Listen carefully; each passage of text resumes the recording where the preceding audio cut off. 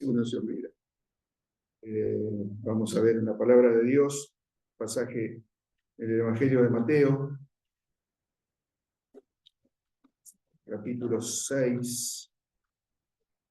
Este forma parte del sermón llamado del monte, ¿no? Que estamos también viendo los días miércoles con Esteban. El capítulo 6 de Mateo.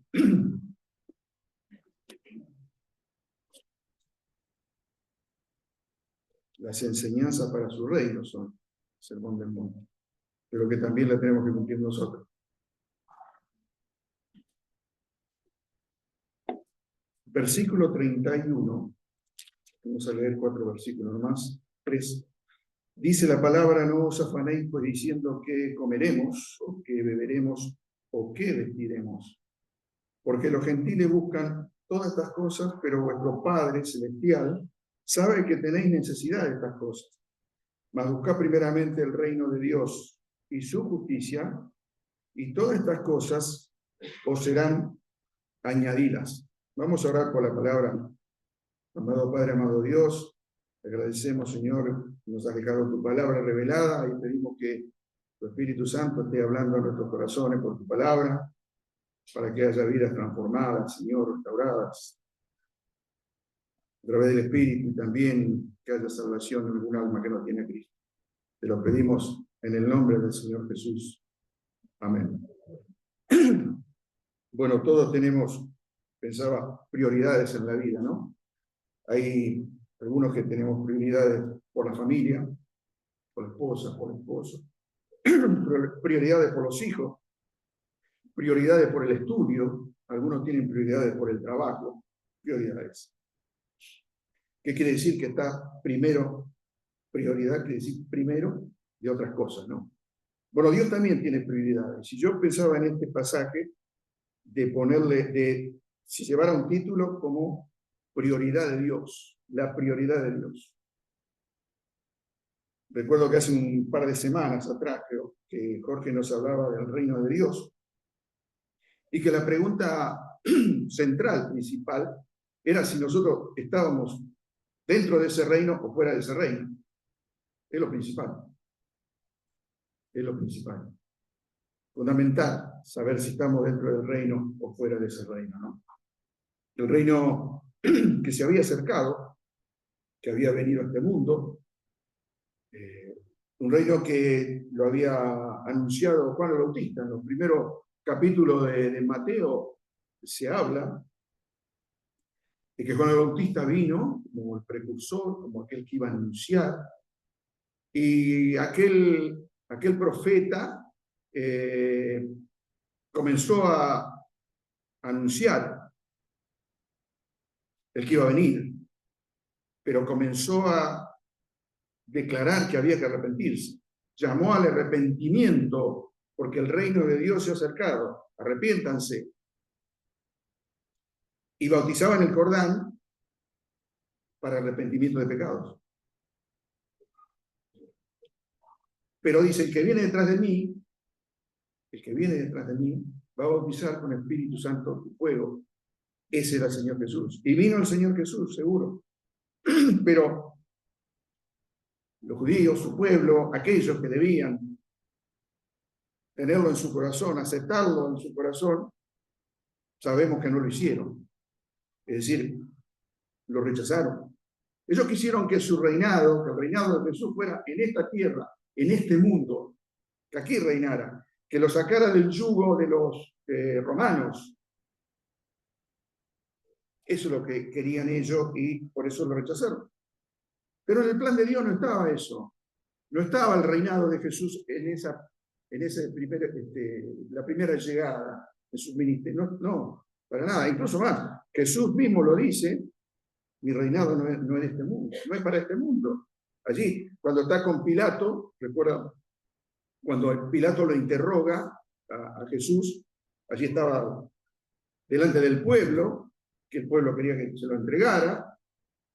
Bueno, en ese interrogatorio, para entregarlo al pueblo y después a los romanos para que lo mataran, Pilato le dice: ¿no eres tú el rey de los judíos?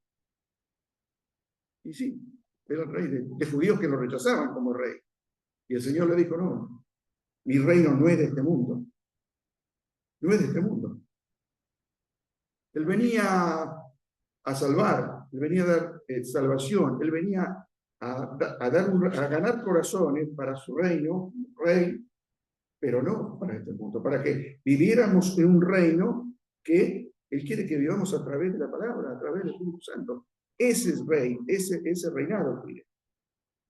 Él nos sacó de la oscuridad de un reino para llevarnos a la luz de su reino. Eso es lo que hizo el Señor. Aquellos que hemos creído en Él por la fe. Solo estando en este reino vamos a vivir y vamos a poder desarrollar la vida, crecer la vida que hemos tenido a través de la fe en Jesucristo. ¿Hemos nacido de nuevo? Sí, para desarrollar esa vida y para vivir esa vida, solo lo vamos a poder hacer en el reino de Dios, bajo su regla, bajo sus mandamientos. Es la única forma, es la única forma. Es en cuanto a prioridades que nos dice Dios entonces en el versículo 33 que hemos leído. Porque no es que no debe faltar eso, sino que debe ser prioridad, debe ocupar el primer lugar en nosotros. Debemos buscar el reino de Dios y su justicia. Busquen el reino de Dios y su justicia. Vivan en el reino de Dios y su justicia. En la primera carta del apóstol Pablo a los Corintios, capítulo 10, versículo 31, el Señor nos dice, hagan todo para la gloria de Dios. Todo para la gloria de Dios. Todo lo que hagan, todo lo que digan, sea para la gloria de Dios. Y si eso hacemos, si lo que estamos diciendo, lo que estamos haciendo, lo hacemos para la gloria de Dios, estamos viviendo en el reino de Dios. Porque le estamos dando gloria a Él, ¿no? Debemos tener presente que el reino de Dios y su justicia van unidos, que son inseparables, no se pueden separar. No podemos vivir una cosa u otra. Si estamos en el reino de Dios, debemos vivir su justicia. El Espíritu Santo hace que la vida nuestra, su obrar en nosotros, lo que tiene Dios para nosotros, se van a hacer en el reino de Dios. La obra que Él tiene preparada para nosotros. Porque antes no teníamos obra cuando estábamos en el mundo, de parte de Dios. Vivíamos, como dice el versículo 32, pidiendo cosas, pero no teníamos nada para Dios, o no teníamos nada para la obra de Dios. Sabemos que Dios no necesita nada, que lo tiene todo, pero Él ha preparado obras de antemano para que vivamos por ello. Ahora todos sabemos que el reino eterno de Dios es invisible, es inaudible. No lo podemos ver, no lo podemos palpar, no tocar, ¿no? Por supuesto que no escuchamos la trompeta del reino, ni tampoco escuchamos el golpear del martillo del juez, que va a ser Jesús. No lo escuchamos ante una resolución, no escuchamos de eso. ¿Por qué? Porque debemos vivir en el reino en forma espiritual. Si queremos vivir en ese reino, lo debemos hacer en forma espiritual, de acuerdo a las leyes espirituales. ¿Y cómo podemos vivir ese reino? ¿De qué forma? Bajo la guía del Espíritu Santo y la palabra de Dios. No hay otra forma. Es el modo que el estudio, la palabra, la lectura de la palabra, aplicada por el Espíritu Santo, podamos vivir ese reino que Dios nos ha preparado, que Dios nos ha dejado, que el Señor nos ha dejado. Estamos incluidos en su reino, pero la forma de vivir es esa. Es esa. Guiado por el Espíritu Santo y viviendo la palabra de Dios. El reino que ofrece el Señor va a tomar sentido y va a ser una realidad en nuestra vida cuando nosotros vamos a vivir por la fe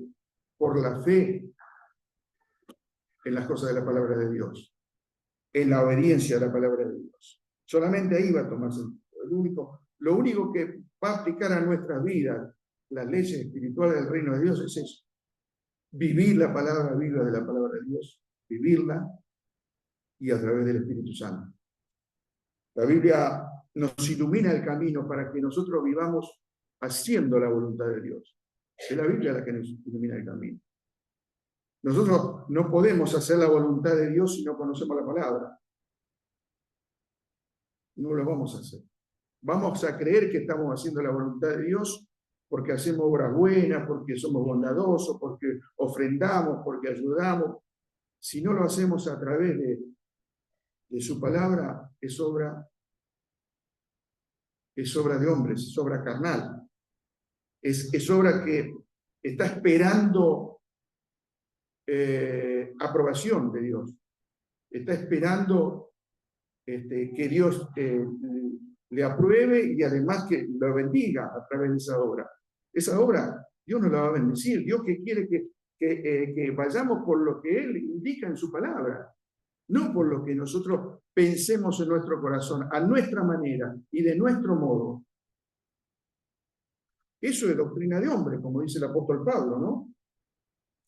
Sabemos que tenemos que hacer la voluntad de Dios a través de la palabra, pero también sabemos que fallamos, y vamos a seguir fallando. Pero hermanos, si nosotros tenemos un corazón íntegro delante de Dios, un corazón transparente delante de Dios, un corazón honesto, un corazón sincero delante de Dios, Dios lo ve. Dios lo ve. Y como Dios lo ve y ve en nuestro corazón, Él aplica su gracia. Siempre va a aplicar su gracia en aquel arrepentido, en aquel que es honesto, en aquel que se equivoca, pero en aquel que va a mostrar de su arrepentimiento. Dios nos va a mostrar su gracia, y esa gracia nos va a sacar del problema, nos va a acercar más a Dios. Esa es lo que va a hacer Dios. Lógicamente que muchas veces lo va a hacer con firmeza. No lo olvidemos. Muchas veces Dios nos va a sacar de nuestras equivocaciones y errores con su gracia, pero con firmeza. Y no lo hace porque es un padre castigador, lo hace porque es un padre amante. Quiere mejorar nuestras vidas en el reino del Señor y quiere mejorar nuestras vidas para su gloria. Para su gloria. Realmente esto es lo que quiere hacer Dios en nuestra vida. Y a veces nos cuesta entender, a veces nos cuesta hacer su voluntad, ¿no? Pero es lo mejor que podemos someternos a su voluntad. El versículo 32 nos dice que la gente busca lo que necesita. Acá habla de vestimenta, de comida, de necesidades primarias, pero la gente en nuestra época, en nuestro tiempo, vaya si busca cosas de todo tipo. Y estoy hablando de cosas materiales. Buscamos muchas cosas.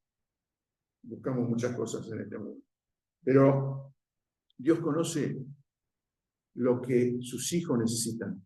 Sabe lo que sus hijos necesitan. Pedir cosas para disfrutar en la vida no está mal. De ninguna manera está mal. Por supuesto, pero el Señor muchas veces, todas esas cosas que nosotros pedimos, inclusive que logramos en la vida, no las disfrutamos a veces. Porque la hemos logrado y creemos que con nuestro esfuerzo, con nuestro conocimiento, con todo lo que podamos ponerle nosotros, logramos cosas y nos sentimos bien. Pero si no vienen de Dios, no estamos satisfechos.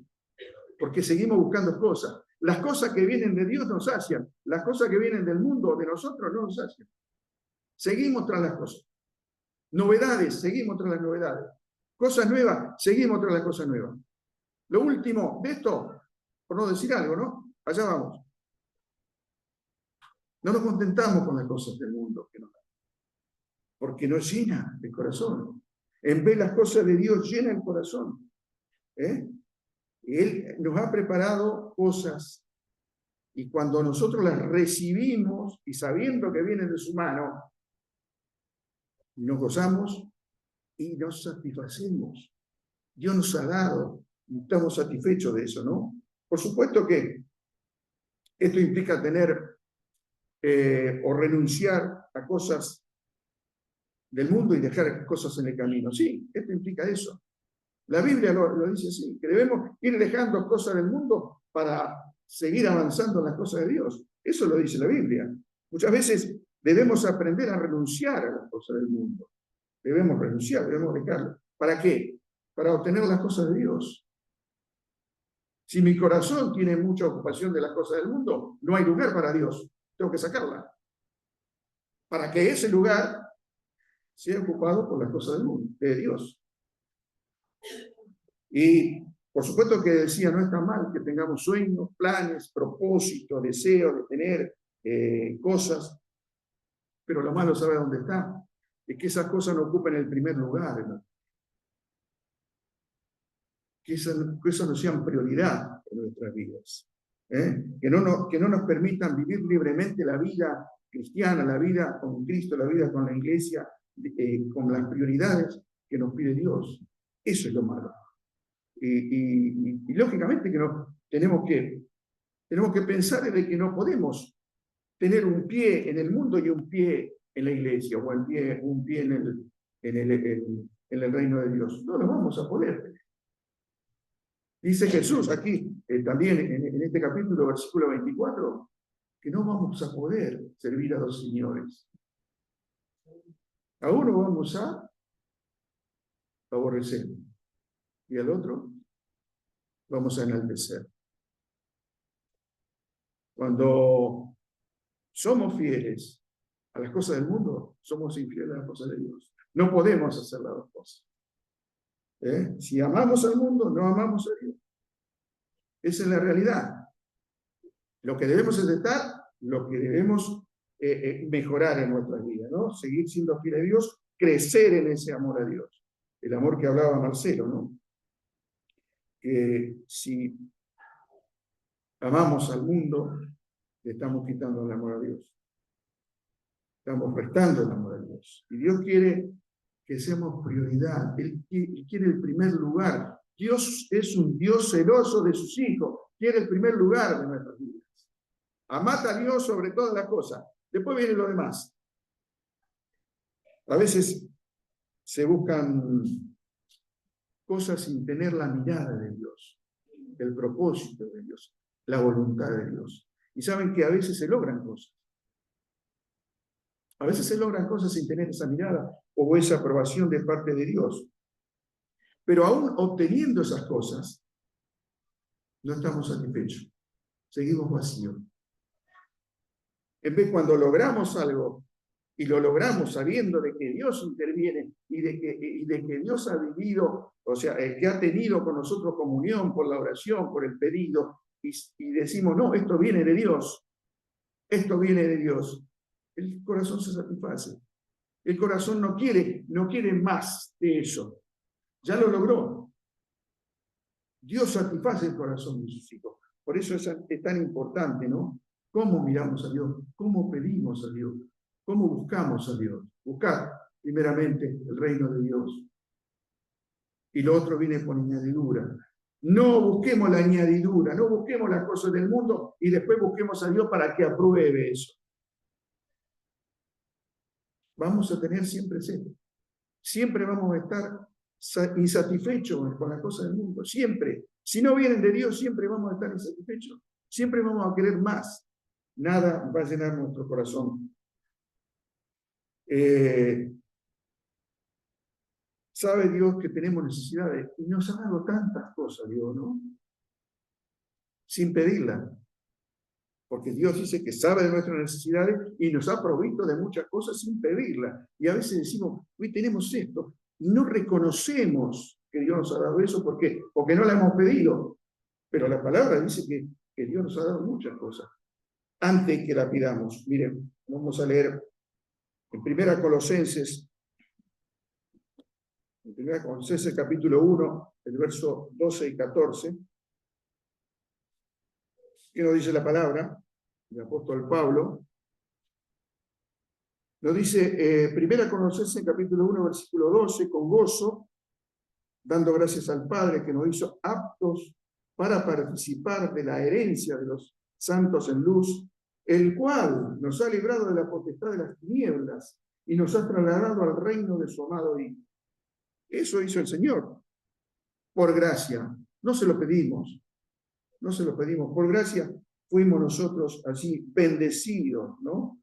Por esto que hemos recibido del apóstol Pablo, del Señor, y que nos dice el apóstol Pablo. Por cierto que esto debería merecer nuestra máxima prioridad por lo que hizo el Señor.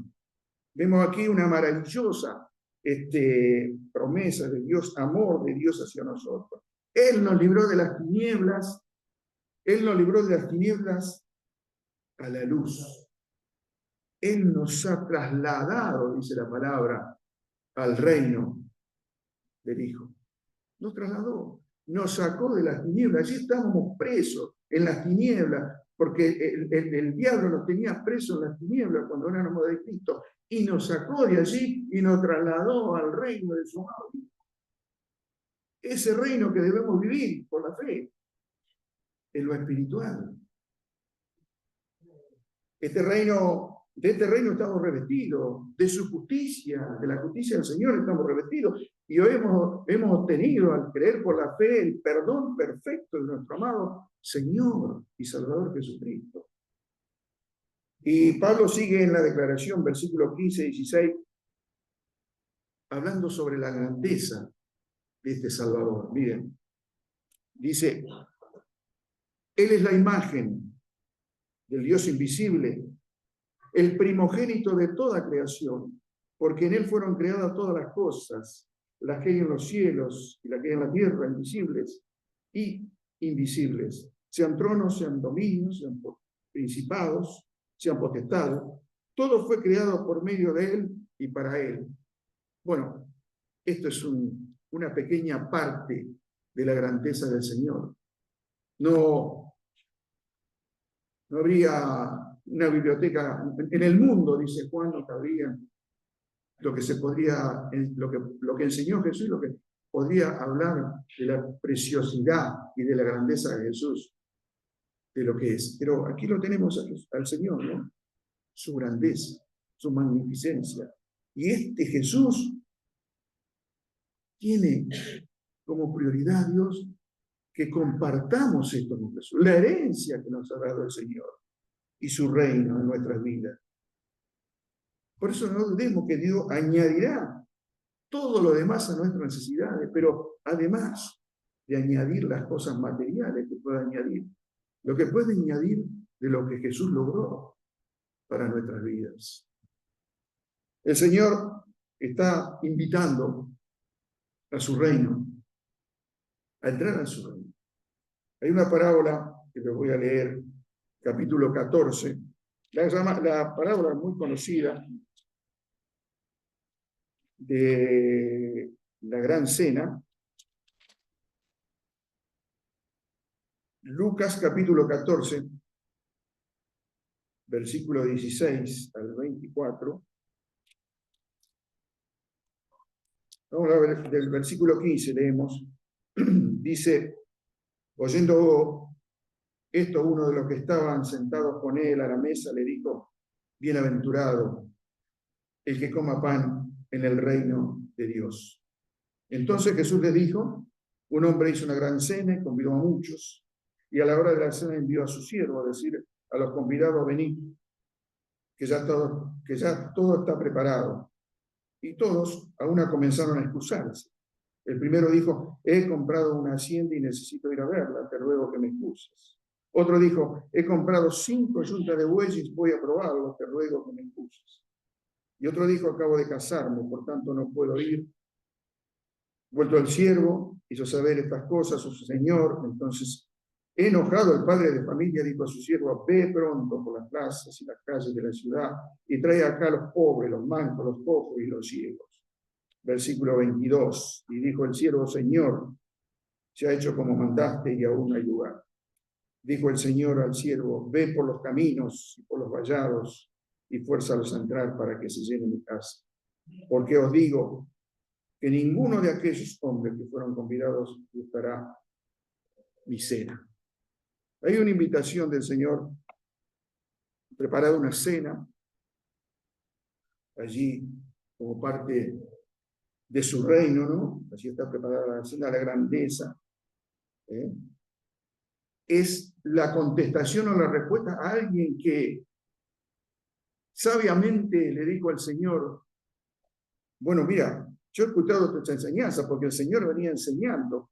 Y uno de los que estaba, dice ahí, sentado con él, le dice, es muy dichoso, es bienaventurado quien coma pan en el reino de Dios. Qué declaración, ¿no? Sabia. Aquel que pueda comer pan en tu reino es bienaventurado, es dichoso, es súper feliz, como dicen algunas traducciones, ¿no? Pero Jesús, cuando narra esto, después va a narrar esta palabra en respuesta o considerando esa palabra, esa declaración que estaba con él. Y vemos que en el versículo 16, 17 está la invitación, está el llamado, vengan, que ya está todo preparado, está todo listo, no tienen que hacer nada,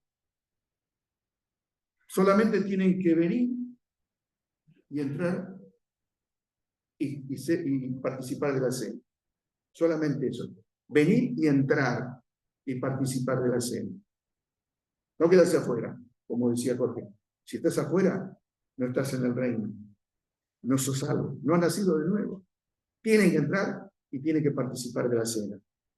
De esto se trataba, pero vemos que la parábola que nos habla de una cena espiritual, por supuesto, y que se toma para qué, se participa, para satisfacer las necesidades espirituales en el reino de Dios, al cual fuimos llamados. Uno puede pensar entonces que todos fueron corriendo a esa cena, que todos entraron, que todos querían llegar apurados. ¿Por qué? Para no perder el lugar que tenían, porque fueron convidados. Y bueno, no quedar afuera. Pero después nos sigue diciendo la palabra que no fue así. Que no fue así. Que empezaron las excusas. Ese es el versículo 18. Empezaron las excusas. Y tenemos 3 excusas, pero podemos agregar muchas más.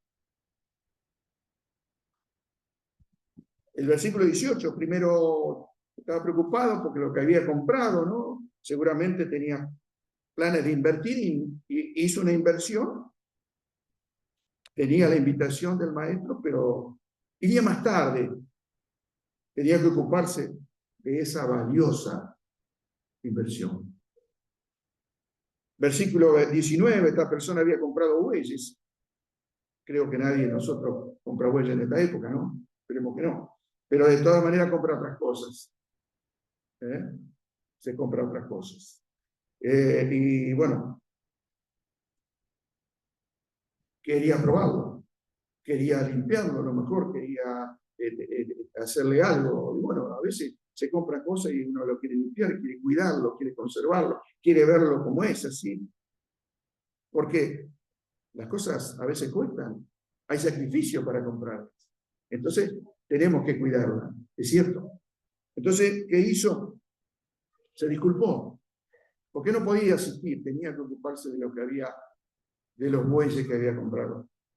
Tercero, versículo 20, alguien que estaba muy feliz, porque se estaba por casar.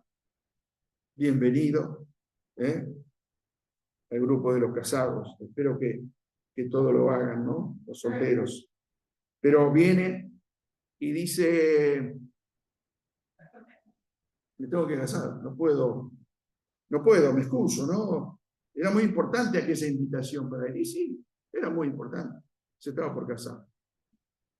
Y yo pensaba, ¿no podía haber cambiado la fecha? Porque la invitación a esta cena no se hacía en el día. El siervo que fue, de parte de su jefe, de su dueño, del padre de la familia, iba con anticipación a invitar, pero con mucha anticipación, porque había que caminar, allá no había celulares, no había nada para WhatsApp para invitar, no. Iba con mucha anticipación, con muchos días y semanas tal vez. O sea que tenía esa fecha. Sin embargo, Acá tenemos esta persona que no podía ir. Ahora podemos considerar las tres excusas como aceptables, ¿no? Eran excusas aceptables. No hay nada malo en comprar propiedades, en querer invertir, no hay nada malo en comprar cosas y bueyes, no hay nada malo en casarse, al contrario. Pero lo negativo es que estas tres cosas ocupaban un lugar, prioridades para ellos.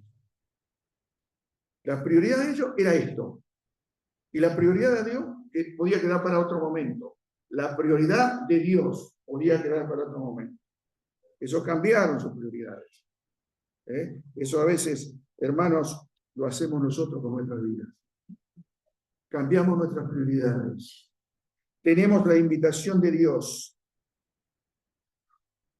Apenas despertamos para orar, para leer la palabra, para estudiar, para venir a la iglesia. Bueno, invitación de Dios. Pero tenemos otras prioridades. Tenemos que, qué sé yo, no quiero decir nada que moleste a alguno. Imagínense las prioridades que podemos tener en la vida. Muchas, muchas. Y esas prioridades están antes que la prioridad de Dios. El llamado de Dios, compromisos que tenemos con las cosas del mundo y la prioridad de Dios queda aparte. Esta excusa la tenemos nosotros también. En el versículo 21 seguimos, volvió el siervo, desilusionado, por supuesto. Allá va el padre de familia, el señor que lo mandó, y le dice del fracaso de esa invitación. Mirá, otra vez. La invitación no vino nadie.